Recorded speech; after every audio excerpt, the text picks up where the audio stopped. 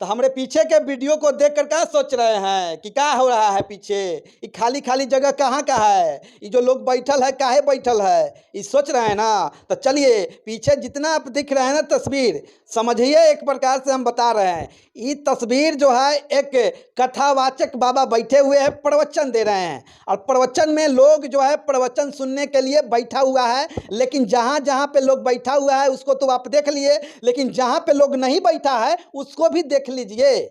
बाबा अपने जगह पे बैठ के कथा प्रवचन कर रहे हैं, प्रवचन कर रहे हैं, यानी कि समाज को सही दिशा में ले जाने के लिए, लोगों के अंदर इंसानियत लाने के लिए, लोगों को मोटिवेट करने के लिए, लोगों को जानवर से आदमी बनाने के लिए जो है ना, कथा वाचक बनकर कथा का ज्ञान दे रहे हैं। और यह एक मेले की तस्वीर है। मेले की, मेला समझते हैं? मेला मतलब महायज्ञ, यानी कि महायज्ञ बहुत बड़ा मेला होता है।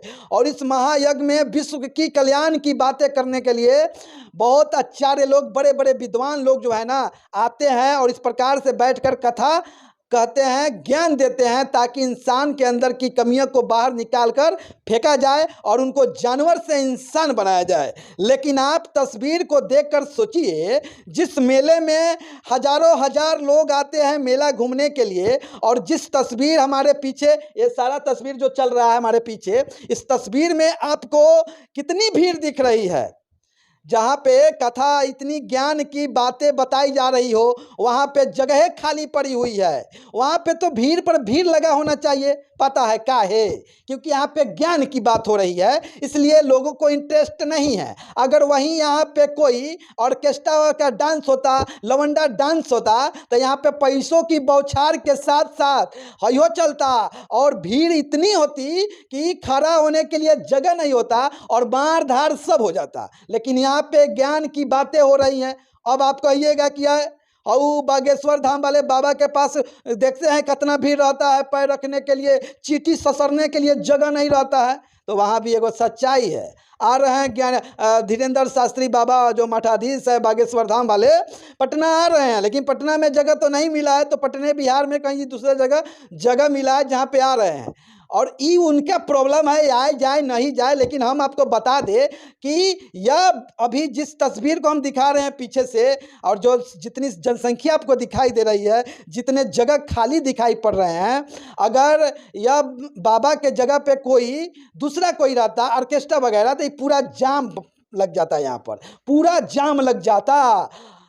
धीरेन्द्र शास्त्री जी हिंदुत्व की बात करते हैं, चमत्कार करते हैं, इसलिए उनके पास भीड़ लगता है। लेकिन बाबा चमत्कार नहीं करते हैं, बाबा हिंदुत्व की बात नहीं करते हैं, बाबा इंसान की बात करते हैं, इंसानियत की बात करते हैं, विश्व की बात करते हैं, जन कल्याण की बात करते हैं, और लोगों को जो है ना अच्छे दिशा में जाने की कथा के द्वारा उनको मार्ग दिशा देते हैं। कोई चमत्कार नहीं करते हैं। इसीलिए इस बाबा जी के पास जो है भीड़ नहीं लगा हुआ है। लोग इनको सुनना पसंद नहीं कर रहा है, देखना पसंद नहीं कर रहा है। वहीं बाबा जी अगर कुछ इधर उधर करना शुरू कर दे तो यहाँ पर भी भीड़ लगना शुरू हो जाएगा। जैसे धीरेन्द्र शास्त्री जी हैं कि कहते हैं कि हम तो चमत्कार करते हैं, हम तो बालाजी के द्वारा कहे हुए बातों को आपके सामने प्रस्तुत करते हैं। लेकिन सर, वह कोई चमत्कार नहीं करते हैं, दरअसल वह विज्ञान करते हैं। और विज्ञान को जहाँ पे सीधी सीधी आप समझते हैं ना, जहाँ पे झूठ बिकता है वहाँ पे झूठ को खरीदने वाले बहुत भीड़ लगती है, बहुत भीड़ लगती है।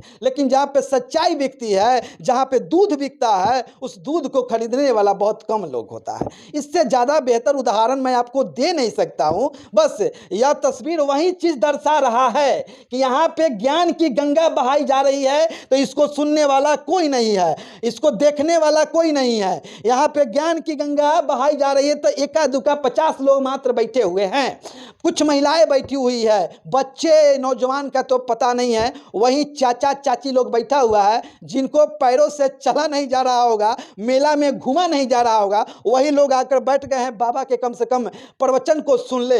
लेकिन वहीं पे अगर लौंडा डांस होना शुरू हो जाए, यहाँ पे ऑर्केस्ट्रा होना शुरू हो जाए, तो लौंडे जो होते हैं, लौंडे हमारे जैसे उम्र के लोग, यहाँ पे जो है उनका तांता लग जाएगा, भीड़ लग जाएगा, खड़ा होने के लिए जगह नहीं बचेगी। ये पूरा त्रिपाल जो है, पूरा पंडाल जो है लोगों से भर जाएगा। लेकिन यहाँ पर प्रवचन की बातें हो रही है, ज्ञान की बातें हो रही है, तो इसको देखने के लिए, सुनने के लिए कोई नहीं आएगा।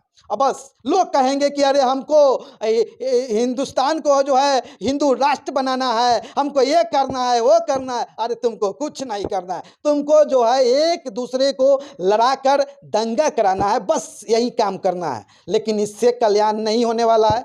कल्याण अगर करना है तो ऐसे ऐसे प्रवचन जहाँ पे हो, ऐसे ऐसे महायज्ञ जहाँ पे हो, ऐसे ऐसे महाशय आचार्य बाबा लोग अगर कुछ ज्ञान की बातें बता रहा हो तो आपको आकर वहाँ पे कम से कम 10-15 मिनट बैठकर सुनना चाहिए, समझना चाहिए, ताकि अंदर के आपके पापों का नष्ट हो सके और आपके अंदर जो भी लोग ब्रेन वॉश करके गलत गलत चीज़ें भरे हुए हैं उसको जो है फॉर्मेट हो चुके। ये बाबा वही चीज़ कर रहे हैं। दिमाग में जितनी भी गंदगी भरी हुई है उस सॉफ्टवेयर को निकाल कर फेंकने का काम कर रहे हैं, फॉर्मेट मारने का काम कर रहे हैं। लेकिन फॉर्मेट मरवाने के लिए कोई आ नहीं रहा है। कुछ लोग आए हुए हैं, तो कुछ लोग से जग नहीं ना सुधरने वाला है। आने के लिए सारे लोगों को आना चाहिए था। जिस प्रकार से मेले में झूले पे जो है लाइन लगा के लोग जो है झूला पर झूल रहा है, मौत के कुआं में मोटरसाइकिल कैसे नाचता है उसको देखने के लिए लोग तांता लगाए हुए हैं, उस तरह से इस बाबा जी के पास भी इस पंडाल में आकर भीड़ लगाना चाहिए। बस यही है सच्चाई अपने देश की, अपने बिहार के, अपने गांव की, कि बस कहनी और करनी में अंतर बहुत होता है। लोग यही कहता है कि अरे फलनवा के शादी में भोजपुरी गाना पर ऑर्केस्ट्रा नाचता। अब जब उधर ऑर्केस्ट्रा नाचता है तो लोग विरोध करता है, तो इधर जब अच्छा प्रवचन का काम हो रहा है, बाबा प्रवचन कर रहे हैं, तो आकर देखना चाहिए, सुनना चाहिए, समझना चाहिए। लेकिन आप लोग तो भैया करनी और परनी में बहुत अंतर है। चलिए, जय जय है।